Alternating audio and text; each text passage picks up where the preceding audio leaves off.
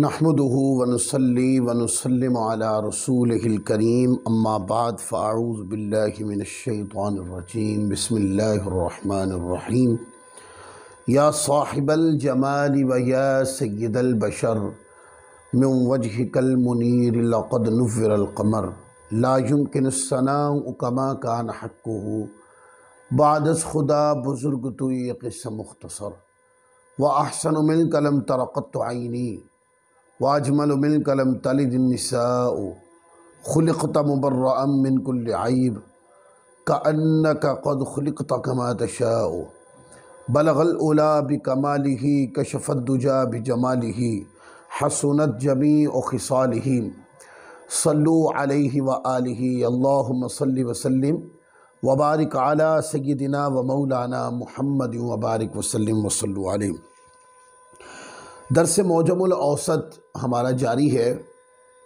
बहुत सारे सिलसिले मुख्तलिफ़ उन्वानात के साथ गुज़र चुके हैं और जैसा कि आपके इल्म में है कि इस दर्स का ताल्लुक़ ज़्यादातर अक़ाइद और फ़ुरूआत अक़ाइद के साथ है, जो ज़्यादा हम जिस पर गुफ्तगू करते हैं। तो पीछे जिस हदीस पाक पर हमने इख्तिताम किया था 1660 यानी 1660 हदीस के ऊपर हमने इख्तिताम किया था, और आज का हमारा जो दर्स है वो हदीस नंबर 1667 से इंशाअल्लाह शुरू हो रहा है। और ये हदीस पाक इस चीज़ के उन्वान के साथ है कि जिन लोगों पर हुज़ूर अलैहिस्सलाम की ज़ात अक़दस और पहले अंबिया किराम ने लानत की है, इस तनाज़ुर में ये हदीस है। और इस हदीस पाक को उम्मुल मुमिनीन सय्यदा आयशा सिद्दीक़ा रज़ियल्लाहु ताला अन्हा रिवायत फरमाती हैं कि आक़ा दो जहां सल्लल्लाहु अलैहि वसल्लम ने 6 अफराद पर लानत फरमाया कि मैं 6 अफराद पर लानत करता हूँ और हर मुस्तजाबुद दावात नबी लानत करता है। यानी कि मैं भी लानत करता हूँ और मुझसे पहले अंबिया किराम भी ने भी उस पर, यानी उस नौइयत के, उस कैफियत के शख्स के ऊपर लानत की है। अब वो 6 अफराद कौन कौन से हैं? उनमें पहला, किताबुल्लाह में अपनी तरफ से इजाफा करने वाला, उस पर भी अल्लाह ताला के रसूल हुजूर सल्लल्लाहु अलैहि वसल्लम ने और पहले अंबिया किराम ने लानत फरमाई है। अब इसके अंदर यहूद तो दाखिल ही है ना, और नसारा भी दाखिल है कि जिन्होंने कुरान पाक से पहले जो किताबें नाजिल हुई उन किताबों के अंदर तहरीफात कर दी, इजाफात कर दिए, अपनी तरफ से एडिंग कर दी, वो लानत के मुस्तहिक करार पाए। और फरमाया कि अपनी तरफ से जो इजाफा कर दे, माना यह कि अब इसके अंदर जहां पर, यानी कि ये ख़ास बात लफ्ज़ी तहरीफ की तरफ तो है, लेकिन इसके ऊपर जो मानवी तहरीफ करते हैं, जो मुराद सही को मस्क कर देते हैं, मंशा रसूल को मस्क कर देते हैं और मंशा एज़दी को मस्क कर देते हैं, उन लोगों के लिए भी तंबीह है। जो कुरान पाक की आयत का एक जो मारूफ माना होता है उसको उस माना से हटाकर अपनी एक ज़ाती एक ताबीर और तशरीह और तफसीर कर देते हैं। यहाँ पर मैं ऐसे दोस्तों को भी तंबीह करना चाहूँगा और अपने दोस्तों सामीन को ये बात समझाऊँगा कि हर कुरान से बात करने वाले की बात सुनना ज़रूरी नहीं। कई लोग ऐसे होते हैं, जब कुरान पाक उठाते हैं, कुरान पाक का तर्जुमा करते हैं और तफसीर में अपनी राय दे देते हैं, और उनका तकाजा ये होता है कि लोग हमारी राय को तरजीह दें, लोग हमारी राय को सुने, लोग हमारी राय की पैरवी करें। बाज़ इस तरह के भी अजीब किस्म के लोग होते हैं कि वो गुफ्तगू करते हैं, बात भी कुरान पाक की आयत पढ़ी है और कुरान पाक की आयत के ऊपर वो अपनी राय दे देते हैं और फिर इस अंदाज का लबो लहजा बना लेते हैं कि उनका ये होता है कि लोग अब मेरी बात को तस्लीम करें। कुरान मजीद की तालीम यूं कौन सी सदी में हुई? इस तरह तो 1400 साल में कभी कुरान मजीद की तालीम हुई नहीं है। कुरान मजीद की तालीम के 1400 साल जो गुजरे हैं वो हमेशा ऐसे ही होते रहे। सहाबा किराम कुरान पाक की आयत की तफसीर या कुरान पाक की तालीम को मुंतकिल फरमाते तो कुरान पाक की आयत की जो तफसीर हुजूर अलैहिस्सलाम ने फरमाई होती उसको बयान कर देते। अगर आका अलैहिस्सलाम से उस आयत करीमा के बारे में किसी से नहीं सुना तो फिर क्या करते, देखते कि इस आयत की तफसीर में ज्यादातर सहाबा क्या फरमाते हैं, तो इस अंदाज में उसकी तफसीर बयान कर देते। फिर ताबईन का दौर आया, वो कुरान पाक की आयत की तफसीर आका की हदीस से और सहाबा के कौल से लेने लगे। फिर इसी तरह तबा ताबईन का दौर आया, तबा ताबईन कुरान पाक की आयत की तफसीर हदीस से लेते या सहाबा किराम के फरमान से लेते या जिसको ताबईन ने इख्तियार किया होता उसको ले लेते।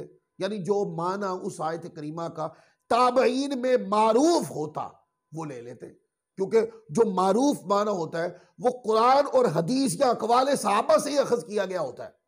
फिर इसी तरह दौर गुजरते गए और तमाम लोग जब भी कोई कुरान पाक की आयत पढ़ते और आयत करीमा पढ़ने के बाद उसके माने सही तक पहुंचने के लिए क्या करते, जहां कुरान और हदीस के अंदर यानी कि अगर कि उसी मौजू की कुरान पाक की कोई और आयत है जो कुरान पाक की इस आयत की तफसीर करे तो वो उस आयत करीमा को जोड़ के माना मुतय्यन कर लेते, या फिर उसके ऊपर कोई हदीस आई है तो वो माना मुराद ले लेते, या फिर देखते कि 1400 साल में इस आयत करीमा से 1400 साल के आइम्मा इल्म ने क्या समझा है, और ये तमाम ज़राए इबलाग, तमाम ज़राए हुसूल इल्म के वो इस्तेमाल करते, और इस्तेमाल करने के बाद फिर जो मारूफ माना होता जिसकी दलालत बहुत ज़्यादा वज़नी और क़तई होती, जिसको उम्मत के अक्सर आइम्मा मुहद्दिसीन शारिहीन मुफस्सिरीन ने इख्तियार किया होता, जिसके ऊपर मज़हब बने हो, जिसके ऊपर लोगों ने ज़िंदगी में अमल किया हो, जिसके ऊपर सदियों में किताबें लिखी जाती हो,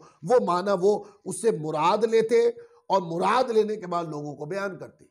1400 साल के अंदर कुरान मजीद की तालीम इसी तरह होती है। ये जो डंडा पीर है आज की सदी में है कि लोग कुरान पाक पढ़ते हैं और कुरान पाक पढ़ने के बाद अपनी राय दे के बात करते हैं कि इस आयत करीमा का मतलब ये है। जब उनसे पूछा जाए कि भाई आपने ये जो मतलब बयान किया या ये सरी हदीस में है, हदीस भी नहीं है उनके पास। अच्छा चले इसके ऊपर सहाबा किराम का कोई कौल है, वो भी नहीं है उनके पास। और जब बात आए आइम्मा किराम को, बताओ फिर आइम्मा इसके बारे में क्या कहते रहे, वो कहते मैं आइम्मा को मानता नहीं। तो जब भी कभी कोई शख्स ऐसा नजर आए कि जो कुरान पाक की आयत पढ़े, या तो कुरान की तफसीर कुरान की आयत से कर दे, और जाहिर है कुरान की तफसीर कुरान की आयत से जब आप करेंगे वो उम्मत में पहले ही मारूफ होगी, आइम्मा की किताबों में पहले ही लिखी होगी, या कुरान पाक की आयत की तफसीर हदीस से कर दे, ये भी आइम्मा के किराम की किताबों में लिखी हुई होगी। ये मुमकिन नहीं है कि कोई आयत करीमा हो और उसकी तफसीर में कोई हदीस हो और आइम्मा किराम की नज़र से रह गई हो, वो भी किताबों में लिखी हुई होगी।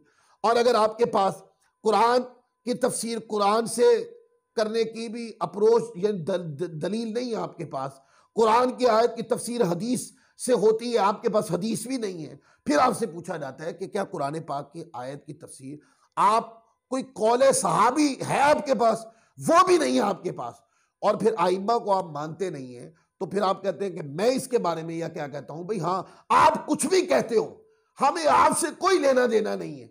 आप तो आज पैदा हुए हो ना, जिन लोगों का जमाना सहाबा के जमाना के, ताबईन के जमाना के, आका के जमाने के करीब था, फिर हम उसकी बात मानेंगे, फिर आपकी बात मानने की क्या जरूरत है।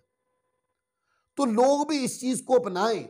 हमने बहुत देखा है कि आज ऐसे दहरिये किस्म के लोग पैदा हो गए कि कुरान पाक की आयत करीमा पढ़कर उसकी वो तफसीर बयान कर देते हैं जो कभी भी 1400 साल के इल्म में मुतदावल नहीं है, इख्तियार नहीं किया इमाम किराम ने, किताबों में मिलती नहीं है, वो उसका दर्स देते हैं। क्या है, वो उम्मत को इंतिशार इल्मी का शिकार करना चाहते हैं, यानी इल्मी तौर पर मुंतशिर करना चाहते हैं। कुरान मजीद का वो जो माना मारूफ है, कुरान पाक का मारूफ माना, उससे तवज्जो हटाकर एक गैर मारूफ माना करके कुरान मजीद के इल्म के बारे में तशकीक यानी शुकूक व शुबहात पैदा करते हैं। लिहाजा मैं अपने दोस्तों को, अपने सामीन को ये गुजारिश करूंगा कि ऐसे लोगों से खास कर बच के रहें। आप पूछें कि ऐसे लोगों की कोई निशानी भी बता दें। हाँ, ऐसे लोगों की निशानी बड़ी आसान है। आप जब भी कुरान पाक की तफसीर या तर्जुमा किसी से सुने और वो कुरान मजीद की आयत करीमा का तर्जुमा करने के बाद तफसीर में कहे कि हदीस पाक में इस तरह आया, सहाबा किराम इस तरह फरमाते थे, या आइम्मा किराम इस तरह कहते थे, या तफसीर करते हुए कहे कि ये जो आयत करीमा है इसके बारे में अल्लामा फ़खरुद्दीन राजी ने यह कहा, इमाम बगवी ने यह कहा, तफसीर मजरी में यह लिखा है, तफसीर खाजन में यह लिखा है, तफसीर सावी में यह लिखा है, तफसीर कुर्तुबी में यह लिखा है, मुआलिम तंजील में यह लिखा है, फलां तफसीर में यह लिखा है, तफसीर समरकंदी में यह लिखा।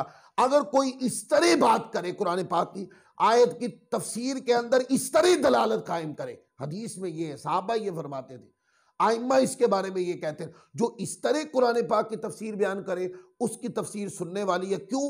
वो अपनी तफसीर के अंदर 1400 साल के अंदर उस आयत करीमा की जो गालिब तफसीर रही, जो माना मारूफ रहा, उसको यहां दलालत से साबित कर रहे हैं।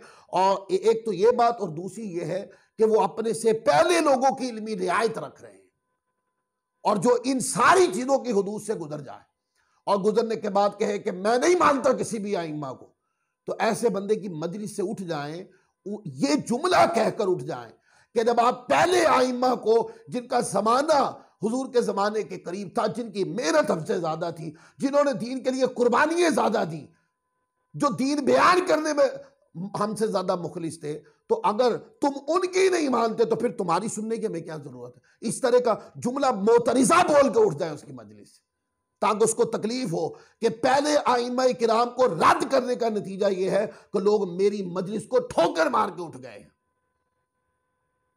और इल्म उससे लें कि जो कुरान मजीद की तालीम को इस तरह बयान करे कि उसका पीछे वाला इत्तिसाल ना टूटने दे। और जाहिर है जो इत्तिसाल की बात करेगा वो मारूफ माना आपके सामने बयान करेगा, कुरान, हदीस, कौले साहबा और इजमाए ताबईन या कसरत के साथ जिसको रिवायत किया गया वो माना बयान करेगा। तो ये कहा कि लानत की गई है उस पर कि जो किताबुल्लाह में अपनी तरफ से एडिंग करे। अब मैंने कहा ये खास पैराए में है, वो जो कलामुल्लाह ही बदल दे, जैसे यहूदियों ने किया, जैसे ईसाइयों ने किया, कुरान जैसे मिर्जाइयों ने किया, कि कुरान मजीद का वो माना जो कुरान पाक ने वजाहत से बयान किया, उन्होंने उसको मसक करके कुरान मजीद की तालीम के खिलाफ एक नई नबूवत की राह हमवार कर दी, जिसको कुरान मजीद ने दर्जनों मुकामात पर जिसकी मुजम्मत की है। और जाहिर है जहां पर लफ्जी एडिंग की तरफ इशारा है, वहां जो मानवी तहरीफ करते हैं उनको भी मना किया जाएगा इसमें इशारतन। फिर आगे देखिए, फरमाया कि दूसरा शख्स अल्लाह की तकदीर का इनकार करे, उस पर भी अल्लाह के रसूल ज़ाते मोहम्मद मुस्तफ़ा सल्लल्लाहु अलैहि वसल्लम ने लानत फरमाई है, और उनसे पहले अंबिया किराम की मुक़द्दस ज़वात ने भी उस पर लानत की है जो तकदीर को नहीं मानता। फिर आगे तीसरा शख्स अल्लाह की महारिम को हलाल जानने वाला, उस पर भी लानत की गई। और फिर आगे फरमाया कि मेरी आल की गुस्ताखी को हलाल जानने वाला, उस पर भी अल्लाह ताला के रसूल की लानत है। इसलिए जब भी आले पाक का जिक्र आए, जब भी औलाद रसूल का जिक्र आए, तो इहतराम होना चाहिए तबीयत में, उनके लिए उनकी अजमत व शान के पहलू को बयान करना है, उनकी तनकीस बयान नहीं करनी, उनकी शान के अंदर जर्रा भर भी कमी कमजोरी वाकई नहीं होनी चाहिए। मुसलमान का शेवा ही नहीं है कि जब आले रसूल की बात हो उसके लबों पे गुस्ताखी है, नहीं, आले रसूल की जब बात आएगी तो अजमत व शान के तराने के साथ आए, ये मोमिन के शेवा है। और फरमाया कि जो मेरी सुन्नत का तारिक है, फरमाया जो मेरी सुन्नत का तारिक है उसके ऊपर भी ये बात है, लानत की गई है जो सुन्नत का, यानी कि जो सुन्नत नबवी को मानता ना हो। एक होता सुस्ती की वजह से अमल ना कर पाना, एक होता इनकार कर देना, मैं नहीं मानता किसी सुन्नत को, वो लानत के मुस्तहिक है। लिहाजा इस हदीस पाक से जो बात हमें पता चली, हमें इन तमाम उमूर से जो अल्लाह ताला और उसके रसूल के नापसंदीदा हैं उन कामों से बचना चाहिए। और आज के सिलसिले में एक हदीस और ले लेते हैं, फिर आज की गुफ्तगू को ख़त्म कर देंगे। ये हदीस पाक है, हदीस नंबर 1669, और ये दौरे नबवी में घरों में मौजूद लोगों को नमाज से फरागत का इल्म और ज़िक्रुल्लाह से होता था। मैंने इसके ऊपर पहले गुफ्तगू की थी कि ये जो हदीस पाक है ये ज़िक्र बिलजहर पे दलील है। किस पर दलील है? ज़िक्र बिलजहर। इसको नोट कर लें, हदीस नंबर 1669, मौजमुल औसत की जिल्द नंबर ये 2 है, और ये रिवायत है हजरत अब्दुल्ला बिन अब्बास रदियल्लाहु ताला अन्हुमा से। फरमाते हैं कि मुझे रसूल पाक सल्लल्लाहु अलैहि वसल्लम के नमाज से फारिग होने का पता अल्लाहु अकबर से चलता था। अल्लाहु अकबर से चलता, यानी वो लोग नमाज से फारिग होकर इतनी बुलंद आवाज से जिक्रुल्लाह करते थे कि उनकी आवाज घरों तक जाती थी। अच्छा, बाद लोग ना इस हदीस पाक का, मैंने आपको कहा ना कुछ लोगों को आदत होती है मारूफ माना से हटा देनी है बात, और एक अपनी ज़ेनी एक बदमज़हबियत के तंग गली में मसले को डाल देना। वो कहते हैं लो जी, ये जो हदीस है ये हदीस पाक तो नमाज के अंदर की बात बताती है कि मुज़ाहिर नमाज के अंदर हुज़ूर अलैहिस्सलाम बुलंद आवाज से अल्लाहु अकबर कहते थे। अब्दुल्ला बिन अब्बास कहते हैं मैं सुनता। भाई इसके अंदर जिक्र है, क्या जिक्र है? कहा कि मुझे रसूलुल्लाह सल्लल्लाहु अलैहि वसल्लम के नमाज से फारिग होने का पता इस बात से चलता था कि बुलंद आवाज से मस्जिद से अल्लाहु अकबर की आवाज आती थी। और बुलंद आवाज से मस्जिद के अंदर अल्लाहु अकबर या जिक्र, कोई ला इलाहा इल्लल्लाह का जिक्र होना, ये क्या है? ये जिक्र बिलजहर की दलील है। माना ये कि नमाज खत्म हो गई है, इस माना पर है ये हदीस कि बुलंद आवाज से जिक्र होता। अब आप देखते हैं कि मस्जिदों के अंदर जैसे ही नमाज खत्म होती है तो लोग बुलंद आवाज से अल्लाह ताला की पाकी बयान करते हैं, ला इलाहा इल्लल्लाह, ला इलाहा इल्लल्लाह, ला इलाहा इल्लल्लाह, जिक्र करते हैं लोग। तो देखिए ऐसे मसले पर भी लोगों को इतराज है। उठा के देख लें, आप यूट्यूब पे सर्च करें कि जिक्र बिलजहर जायज है कि नाजायज है। जायज में तो उलमा अहले सुन्नत आपको मैदान कारजार में नजर आएंगे, वो दलाइल देते हुए नजर आएंगे, हदीस पढ़ते हुए, कुरान की आयात से इस्तदलाल करते हुए नजर आएंगे। लेकिन एक तबका ऐसा जो हमेशा इल्मी तौर पर तंग नजरी का शिकार रहा है, हमेशा उम्मत को इल्मी तौर पे तंग गली में दाखिल करने की जिन्होंने हमेशा से कोशिशें की हैं, वो तबका आपको नजर आएगा। और वो क्या करेगा? वो कहेगा जिक्र बिलजहर जायज नहीं, इसकी इल्लतें पेश करेगा, और ऐसी इल्लतें पेश करेगा कि आम आदमी भी सुन के कहता है कि यार ये उलमा वाली बात नहीं है। या तो कोई सरी हदीस लाओ कि जिस पर हुजूर अलैहिस्सलाम ने फरमाया हो कि नमाज के बाद बुलंद आवाज से जिक्र ना करो। और अगर आपके पास ऐसी कोई हदीस नहीं है तो फिर आप हदीस के अंदर कोई एडिंग करके, मानवी तारीफ करके, या अपनी ज़हनियत को दाखिल करके माना उसके अंदर से ना निकालो। जैसे मैंने वाज़ेह हदीस आपके सामने पढ़ दी, हुजूर अलैहिस्सलाम ने इरशाद फरमाया, हजरत अब्दुल्ला बिन अब्बास कहते हैं कि मुझे रसूल पाक की नमाज से फरागत का पता इस बात से चलता कि हमारे घर के अंदर अल्लाहु अकबर की आवाज आती, क्योंकि उनका घर मस्जिद नबवी के करीब था। तो माने यह कि नमाज के बाद बुलंद आवाज से अल्लाह का जिक्र, अल्लाह की पाकी बयान होती। तो अब्दुल्ला बिन अब्बास कहते हैं मैं उसे समझ जाता कि मस्जिद के अंदर नमाज मुकम्मल हो गई है। अच्छा, ये कब की बात है? अब्दुल्ला बिन अब्बास उस वक्त बहुत छोटे थे, आपकी छोटी उम्र ही के अंदर की ये बात है, और रिवायत उन्होंने बड़े होकर की है। और ये जो रिवायत मैंने आपके सामने बयान की है, रिवायत नंबर 1669, इसको उठा लें, इसके मैं चंद हवाले दे रहा हूं। एक तो मैंने मौजमुल औसत का हवाला दे दिया 1669 जिल्द नंबर 2, इसका एक और हवाला है, इसको सही बुखारी से अगर किसी दोस्त ने पढ़ना हो तो हदीस नंबर 819 उठा के पढ़े, ये जो जिक्र बिलजहर पे दलील है। फिर यही रिवायत सही मुस्लिम से अगर किसी ने पढ़नी हो तो 949 रिवायत सही इब्ने हिब्बान के अंदर भी है, हदीस नंबर 1602 है, और सही इब्ने हिब्बान किताब सौम के अंदर ये हदीस दोबारा आई है, हदीस नंबर 3592 पर। इमाम इब्ने शाहीन की नासिक व मनसूख के अंदर भी ये रिवायत है, हाकिम के मुस्तदरक के अंदर भी ये रिवायत है, और कई किताबों के अंदर, जब मैंने 2 हवाले आपको दे दिए ना कि ये जिक्र बिलजार जायज है, ये रिवायत बुखारी में भी है और मुस्लिम, दोनों किताबों के अंदर है। तो जो ज्यादा बुखारी मुस्लिम का नाम लेते हैं, हमारे सुन्नी लोगों को तो बुखारी मुस्लिम का नाम बता बता के ही आप डराते हैं ना। हालांकि जब बुखारी मुस्लिम के मुकदमे में आपके मजहब को रखा जाता है तो रद्द हो जाता है। तो ये बुखारी मुस्लिम से हदीस दिखा दिया।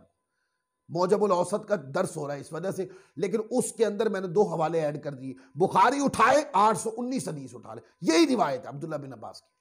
और मुस्लिम शरीफ उठाए तो मुस्लिम शरीफ के अंदर 949 रिवायत है दोनों किताबों में।